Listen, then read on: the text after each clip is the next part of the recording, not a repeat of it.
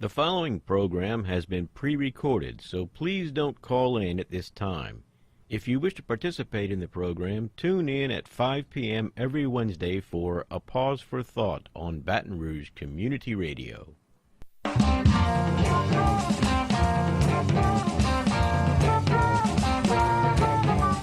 Good evening, fellow humans. This is Wayne Parker with A Pause for Thought here on Baton Rouge Community Radio. 96.9 FM here in Baton Rouge. Well, welcome to the show, everyone. I'm glad to be here with you. Glad you're here with us. And by us, I mean Lang Baker is here with us as usual. Lang, good evening, and thank you for being here. Howdy, Wayne. Glad to be here. This week, Lang and I are going to discuss one of the current issues in our media, the so-called migrant caravan, which, as I understand, is not really a caravan. It's just a flood of people fleeing what the Council on Foreign Relations here calls the Central America's violent Northern Triangle, which is comprised of El Salvador, Guatemala, and Honduras, right? Right. Okay. And I'd like to start with this Council on Foreign Relations report. It's titled Central America's Violent Northern Triangle. And they have a statement here under the heading, What Causes the Violence? So, for one thing, obviously, these people are fleeing the violence in their countries. And what the author of this study says is that, quote, the nature of the violence is distinct in each country, but the proliferation of gangs, narcotics trafficking, weak rule of law, and official corruption are common threads, close quotes. Common threads running through all three. Now, what do you suppose has created this situation in these three countries, Lang? So you looked at Honduras and Guatemala, did you not? Yes, I looked into those too.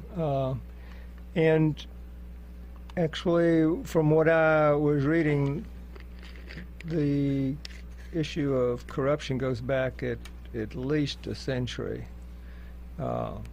And for those two countries, Banana Republic would be an apt name because of the role that the banana plantations, like United Fruit and other plantation operations that over the years merged into one.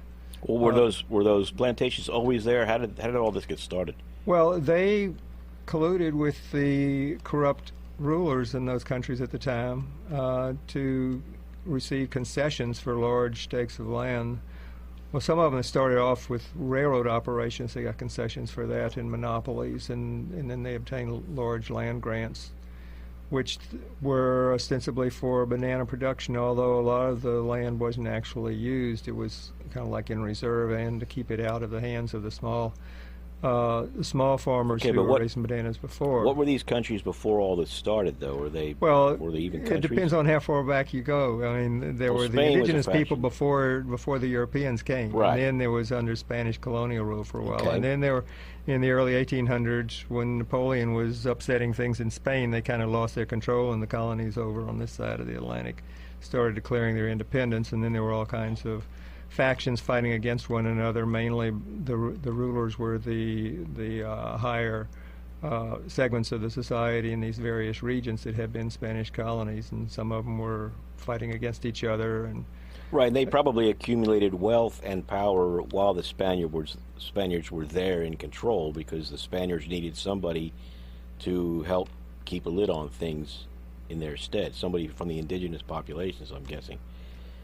Well, I mean, that's speculation on my part, but after all that, Spain declined in power, the United States rose in power.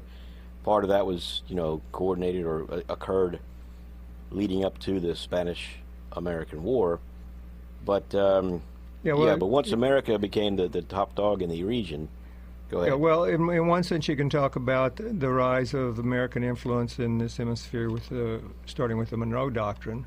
Yes, that's right. Monroe. And then later came Teddy Roosevelt and his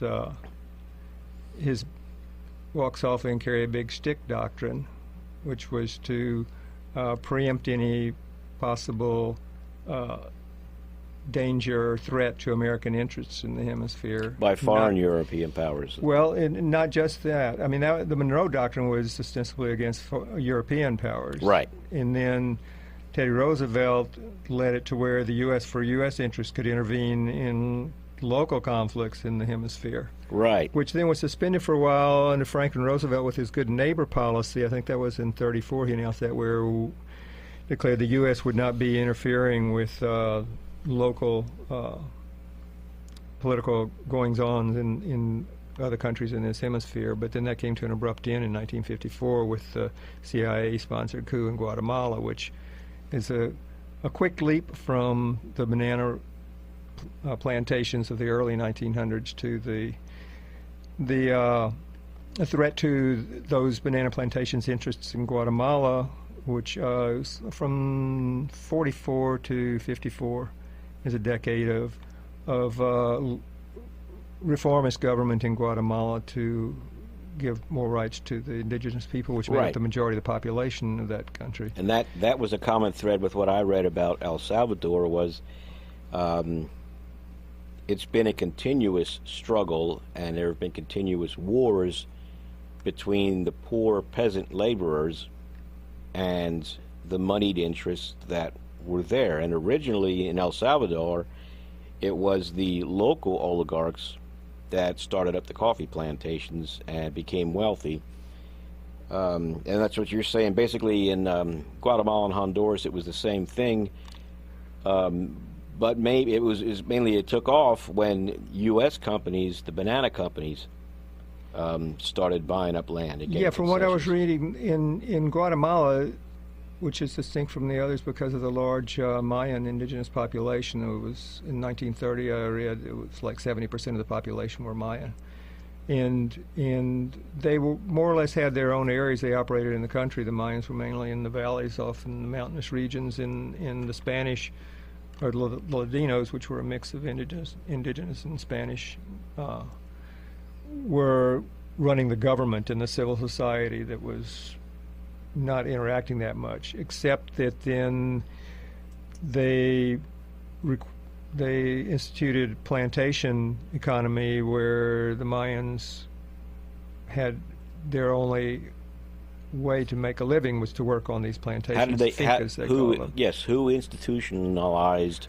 Who created this economy? Well, plantation I'm economy? not real clear on just when the Fincas, whether that was pre-United Fruit or not, but it was, from what I was reading, definitely part of the United Fruit. Although in Honduras, they were saying that there were, when the United Fruit Company came in there, they brought in a lot of laborers from other Central American countries and also from the Caribbean, because the ones from the Caribbean could speak English and were easier for them to deal with, to manage. Right, and so they just pushed aside. They took all the land from the peasants, the indigenous peasants, and then brought in foreign laborers to run their plantations, basically. Yeah, and it was they described it as like an isolated enclave. The plantations, kind of like a factory town in the coal mining that we talked about on another program. Right.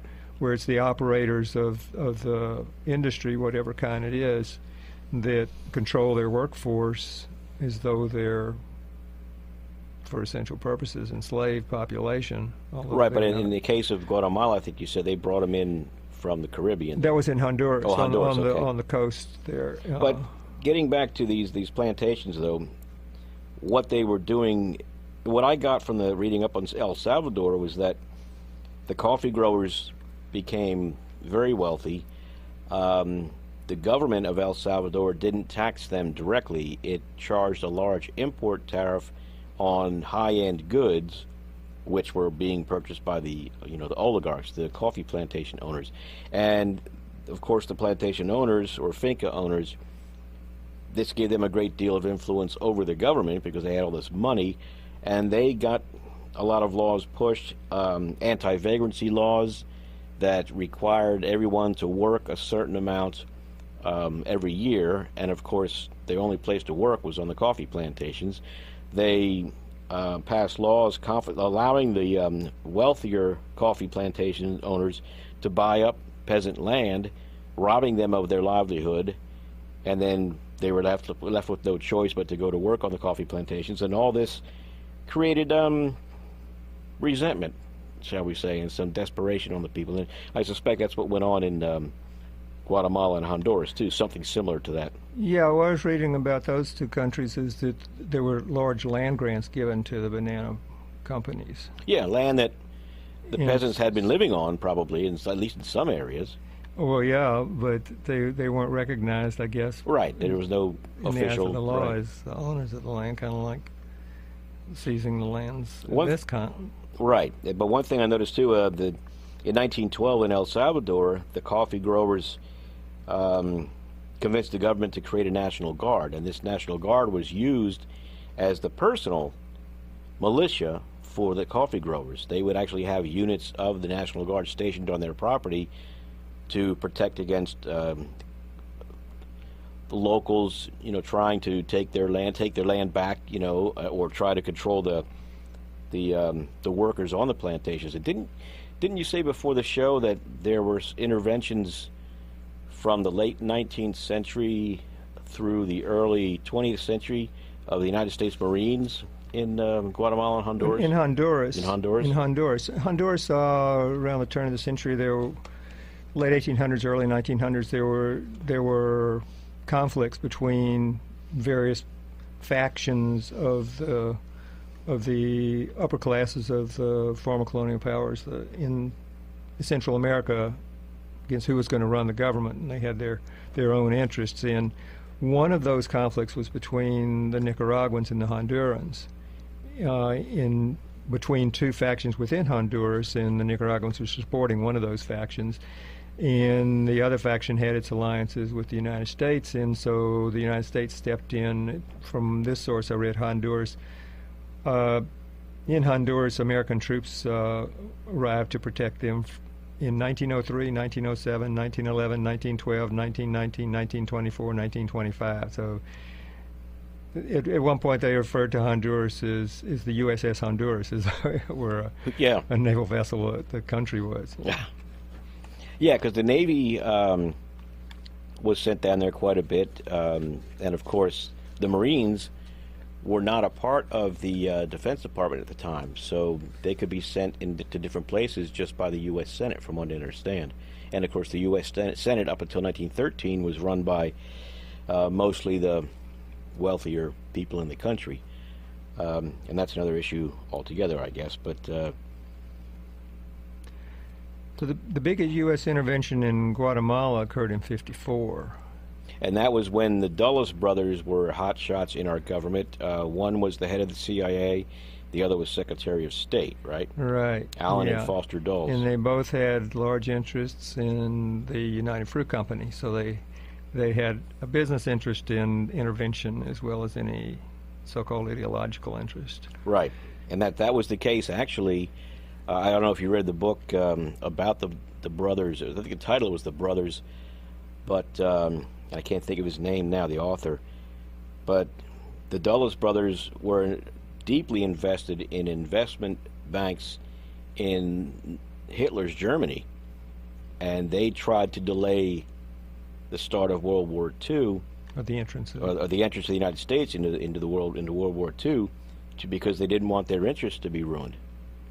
And so it makes sense that they would try to intervene in Central America. And of course, they use the old dodge. They're communists or Marxists. I mean, you hear that a lot today, that label thrown around. But something I've noticed too with this, the whole idea of the wealthy classes, the business owners, the capitalists, to use the popular phrase, oppressing the workers or taking advantage of their economic position, was what provoked or started the communist movement. I mean, remember, Marx wrote, "There is a specter haunting Europe," and that was in the middle of the Industrial Revolution, when people were losing their land and having to go to work for the factories, and of course the factories owners abusing them and treating them worse than their machines, because they maintained and kept up their machines, where if a human being got injured or worn out, they just threw them away. And that's what provoked the communist revolutions, and it's the same thing throughout Central America. I did notice, let's see, in one of the peasant uprisings in El Salvador, it was in 1932. It was led by Agustin Farabundo Marti, and it was basically a labor uprising against the coffee companies, or the oligarchs, and the government there responded by massacring an estimated 30,000 people, or 4% of the population, in 1 week. Wow. And Britain, of course, had interest down there at the time, and they asked Canada, which was still tied to England, I believe, in some way, but they asked Canada to send a couple of naval vessels down there to kind of put a lid on the revolutionaries, or whatever, the Farabundo Marti people. And of course, when the United States saw that Canada was sending ships down there on Britain's behalf, they thought, oh, well, we got to send ships down too. And so we also sent ships down there as a show of force to intimidate the rebels and get everything back under control. So there's a case right there of the United States supporting a government that was benefiting the moneyed classes and oppressing the people and causing problems. And I think that's what General Smedley Butler, career officer in the U.S. Marine Corps, was referring to when he said that during his career as a Marine, he was a hitman for Wall Street bankers. And he was suppressing popular revolts, propping up violent regimes that were oppressing their people all around Central America, the Caribbean, in China. And that's what he was referring to. He was basically a muscle man for the moneyed interests. But anyway, I wanted to tie in what I'd learned about El Salvador up until, we're getting into we're up into the 20th century here. Peasant uprisings. The American government sent in the Marines in Honduras and Guatemala. They sent Navy ships in the early 20th century to El Salvador. What other things went on that made these problems worse that led us up to today? Well, in Guatemala, as I was mentioning, there was the coup in '54, which was at the end of a 10-year period of reforms, trying to social reforms to benefit the indigenous population in the peasant class. And the United Fruit Company was threatened by that. That's why they lobbied to have the coup initiated by the CIA. And so '54 is when the violence began to, actually '54 was the coup, and was, from what I was reading, it was in 1960 when there was an attempt by the supporters of the two presidents who had served between '44 and '54. Their supporters attempted a coup to resume the reforms. The land reforms, yeah. Yeah, what they were working for initially was they advocated for a land reform where the lands belonging to the banana plantations that were not being used by the banana plantations would be distributed to the Mayan. But they didn't have support for that initially, and so they had a labor reform act to allow the workers to organize unions and to advocate for better working conditions and wages. Then in 1951, there were plans to actually implement the land reform, and so that's what got the they took it seriously then when they actually started making plans. The United Fruit Company up in arms, so to speak, to throw them out. Well, in the 1960s, there was an attempt to restore that movement, and it failed, and so the officers who had attempted that coup fled to the mountains and started their guerrilla warfare, and they attempted to enlist the Mayans to support their revolution, but they didn't have a great deal of success early on. But then later, the Mayans in the 70s, I believe, after an earthquake down there, were demonstrating, protesting for government support to improve their conditions. Yeah, to help them. And thousands were slaughtered by government forces. And so then the Mayan, the way it was described here, realized they weren't just collateral damage in the government's war against the guerrillas. They were actually the targets of the government. And there was some description there in the 70s then that they were engaged. They sent some CIA advisors who had experience in Vietnam, and they were doing the same kinds of tactics that were used in Vietnam, including using napalm including declaring regions to be hostile territory, so they would just bomb the whole area indiscriminately and then go in and kill anybody who was left alive. Yeah, like a Vietnam policy of destroying villages in order to save them. Yeah, there was the president of Guatemala at the time was quoted as saying, if I have to turn this country into a graveyard to defeat these guerrillas, I'll do it. Yeah, and he's talking about the laborers in his country. And, of course, he's getting the help with CIA from the American government anyway, right? Yeah, and so this accelerated on through the 80s when Reagan was in, and at the time they just started a whole front there across in El Salvador and Honduras, staging the Contras against Nicaragua and Guatemala. Right. Let's hold it right there because I wanted to bring me up to the 80s in El Salvador. Looking again at this, this is at a BBC timeline, and also the Council on Foreign Relations reports, picking up from the 1932 peasant uprising, which was, where 30,000 people were massacred by the El Salvadoran government. The authors here say that military rule became the norm for the next several decades in El Salvador as military dictators followed one another into the 1970s. And during this period, they say here that U.S. corporations, including General Foods, Procter & Gamble, Esso, Westinghouse, Kimberly-Clark, and Texas Instruments, established operations in El Salvador to take advantage of the low wages and lack of labor protection laws. So they're there capitalizing on the strife and the terrible conditions of the El Salvadoran peasants and laborers. American companies are taking advantage of that. And I have an excerpt from a book regarding that. Starting in the 1960s, the American Agency for International Development, AID, began providing loan guarantees and tax breaks to U.S. corporations to develop economically El Salvador.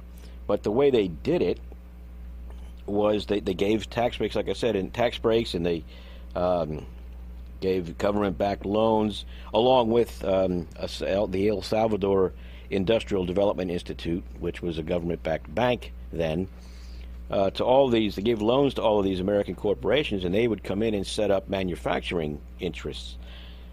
The thing was, rather than developing El Salvador economically, they brought in these factories. They built these factories. Then they brought in, they imported all of their materials for their manufacturing plants, and then exported all their products. So, they didn't benefit the local people at all. They just took up land and paid the peasants minimum wage like the coffee growers were, and they basically became part of the same problem that the coffee companies were, which by now were also owned by American companies. So it's the same thing in all three countries in different ways, basically. Yeah, and what you're describing reminds me of a article I read about a report by the AFL-CIO in Honduras. See, not too many years ago, CAFTA was in the news, the Central American Free Trade Agreement, which was modeled after NAFTA. Right. And terrible deal. Sorry, kidding. So it is actually called CAFTA-DR because the Dominican Republic's in there too. But the AFL-CIO went down to look at what the impacts in Honduras were, and they were coming back reporting that the labor requirements and the environmental protection requirements and these other so-called beneficial components of that agreement aren't being enforced at all, that they're still substandard wages, they aren't complying with the minimum wages or the working condition requirements, and that's one of the contributors to the poor economic conditions that people in Honduras are fleeing. And it sounds like similar to what you were just describing was going on back in the 70s in El Salvador, even before they had CAFTA. Yeah, let's have free trade and let all kinds of outsiders come in, start up businesses that benefit them, and keep on taking advantage of the locals. And then actually, are they fleeing their economic conditions so much now, or the violence that has resulted it's as a result? It's a mixed bag from what I've heard. There are those who are fleeing because of, if you're living under those conditions, how do you say, well, I'm going to do it because of this bad experience or because of that bad experience? But it's a contributing factor, according to the AFL-CIO's report. Sure. The economic oppression as well as the violence, which is one of the highest murder rates in the world, is in Honduras. Well, yes, as a matter of fact, Guatemala as well. This Council on Foreign Relations article states that El Salvador, Guatemala, and Honduras consistently rank among the most violent countries in the world. And that's what I wanted to get up to now. We got 5 minutes to cover it. But all this instability that the U.S. corporations and the U.S. government have participated in causing over the past century and more obviously created very unstable situations. There's a lot of violence. And, of course, talking in the Council on Foreign Relations report, it mentions about the civil wars in El Salvador in 1979 and 92, and the civil war in Guatemala from 1960 to 1996 not only killed many thousands of citizens, but after the wars ended, they left a large pool of demobilized and unemployed men with easy access to weapons, which eventually, morphed into criminal groups and entered the U.S. drug war in the 1970s. And you've got basically what you have today. Violent gangs essentially ruling everywhere where the governments have no influence or control, which is mostly everywhere. We're sending money to those governments, and it's not being used to help anybody except the people in government. So, then another recent event on top of all this in Honduras was the 2009 coup. In 2006, there was President Zelaya was elected in Honduras, and he was initiating social reforms similar to, in concept, similar to what was going on in Guatemala back in the 40s to the mid-50s. Right. And he was proposing a constitutional plebiscite, or just in a preference opinion. It wasn't a binding vote by the population on whether or not to rewrite the Constitution that had been put in place in '82 back in the Reagan years under the dictatorship there. That's what he supported.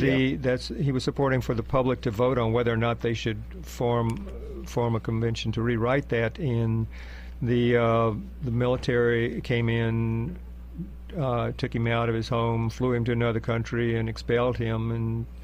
And the question was whether or not that was a coup. Well, the international community, the UN, everybody else in the world declared it as a coup, but somebody dissented?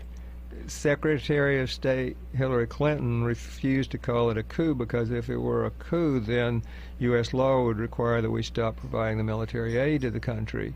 And so they were able to keep him out of office, to maintain in the regime that was installed by that coup, and they increased the amount of violence against protesters, against dissidents, against students, against the working people.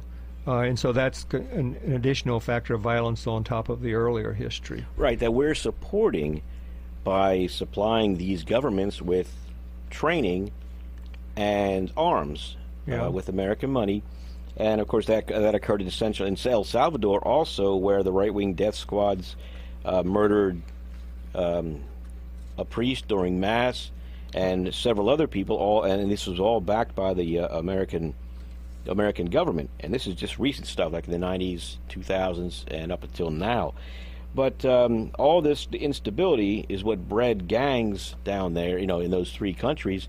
And two of the biggest gangs I was surprised to see, MS-13 and M-18, were formed in Los Angeles.